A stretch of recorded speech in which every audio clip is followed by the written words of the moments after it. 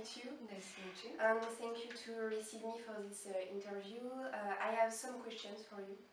So to begin, could you introduce yourself a little bit for you French readers? So where do you live? Have you children? Yes, of course. So I live in New York City.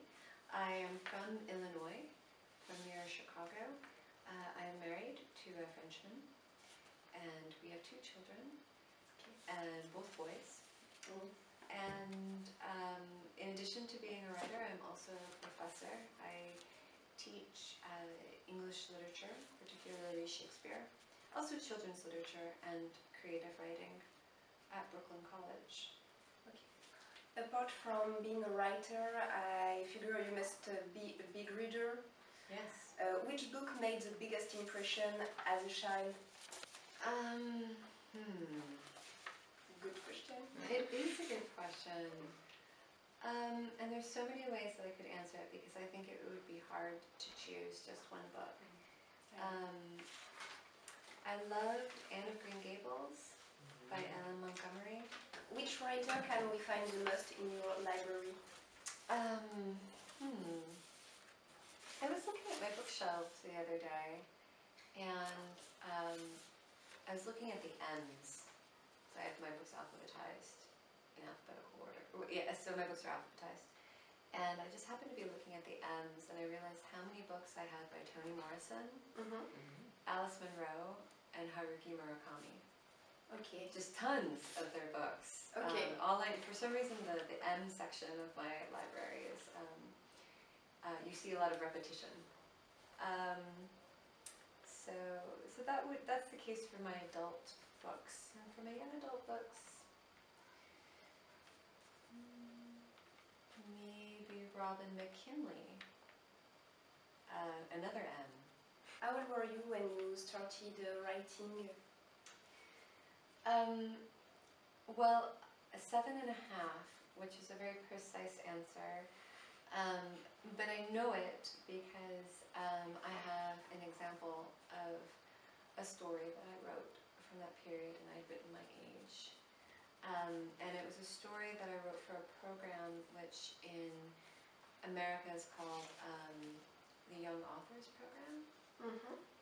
And basically every year in the school, the best stories of a class are put up to be judged, and certain ones are chosen to then go on to the state level. And I think that story that I wrote for first grade was maybe chosen by the school as the best of that year. And also my teacher took the story and she bound it using cardboard and wallpaper.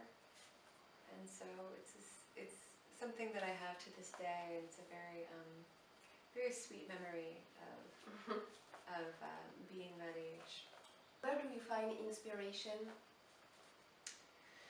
I find inspiration from history, and also even from, and also just from stories that I hear, from my life, from things that I've experienced. Maybe not necessarily moments that I've experienced, like actual events, but rather an emotion that I've experienced. And when you say history, it's a history with a big H? Yes. Yes. Could you describe your typical writer day? Sure. Well, usually I start by checking my email, reading the news, trying to not fall down the rabbit hole of the internet. Facebook, Instagram. I managed to quit Twitter, at least for the moment. I'm taking a break from Twitter. So it starts out that way, and I try to keep that to just an hour, and then I usually look over what I've written previously, and I edit it. I'm constantly editing. I usually go back, edit, and then move forward. And then I write as much as I can until I have to pick up my boys from school. How often do you write? It's a little bit every day or depending on your inspiration? Well, I can't really wait for my inspiration because I have limits to my life. I'm a professor at a university. Yes. This year I'm on sabbatical, which is wonderful, but when I'm not on sabbatical, I teach 2 days a week. So, and those days are very full, so there's no way I'm going to be doing any writing on those 2 days. On the weekends, I need to spend time with my family. And, you know, I'm with my children, and they are not interested in letting me write. So that means that I have 3 days a week to get my writing done. Do you have beta readers reading your script before publishing it? Family, friends? I certainly have beta readers. Yes, I'm a member of a writing group that includes several other YA authors, Elliot Schrafer, and Heltzel, who's also an editor, Jill Santopolo, who's an editor as well as a writer, and Mariana Bear. And we've been in the same writing group for several years, and they've read, I think, every book that I've written, or almost every book, and they're very important to me. And I also have other writer friends who when we exchange work, I'll read theirs and they'll read mine. It's really wonderful. I feel that the young adult author community is very supportive of each other. Let's talk about The Curse. How did you come up with the story? So, I was inspired by the phrase "the winner's curse," which is a term from economic theory that describes what happens at an auction where, and it's true for every auction, where if you win the auction, you have, in a sort of theoretical sense, also lost, because you've paid more than what everybody else has decided the item is worth. So you've won, but you overpaid. And I thought it was a very compelling phrase, and I thought it'd make a great book title. And I tried to come up with a story that could match that title. How long did it take to write the first volume? Well, for the first draft, it took me about a year. Okay. That's usually how long my books take me these days for the first draft. I don't know for you, but personally, I really love this cover of the first volume. So do I. When you look this girl, is that how you represent Kistrel in your head? Not exactly, Okay. but close enough. Okay. At the beginning, when you started writing, did the whole story came in one piece, or did it came little by little? Well, I think that once I realized that the auction that I was going to be writing about was not going to be about winning an object, but rather the purchase of a person, it opened up a lot for me.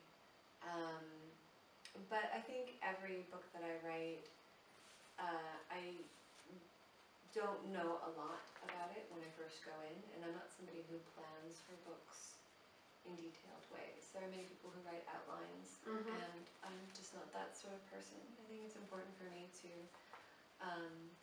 discover the story as I write.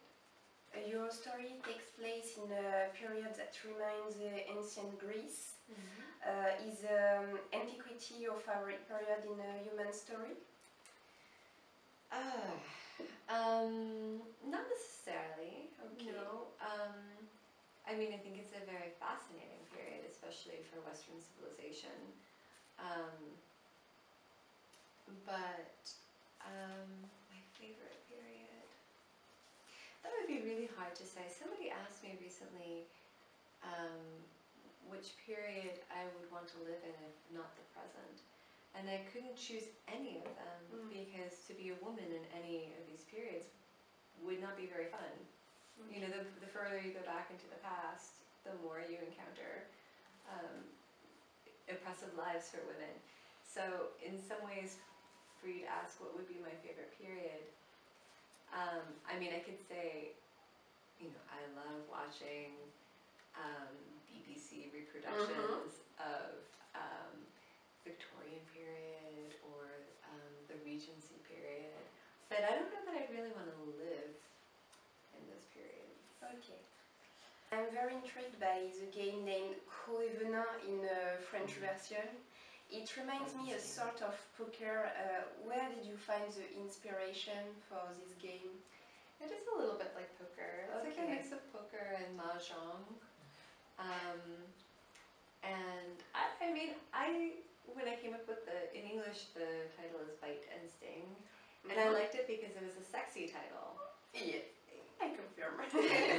I mean, it's kind of antagonistic, but also sexy at the same time.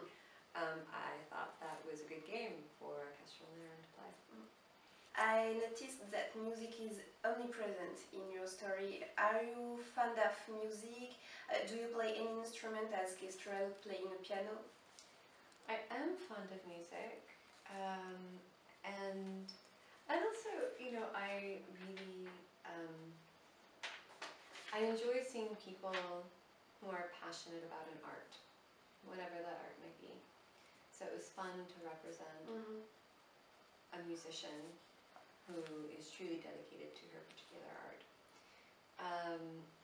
I myself started learning the violin about 4 years ago, and I love it. I'm not very good at it, but I really enjoy learning how to do it.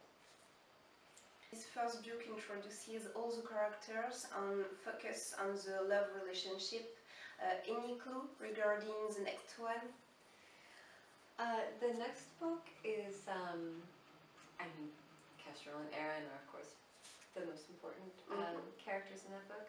But instead of the book taking place in Heron, a great deal of it takes place in the capital city of the empire, and is much more focused on court intrigue, sort of the gossip of the court, spying, and the sort of power plays that happen in politics. Okay.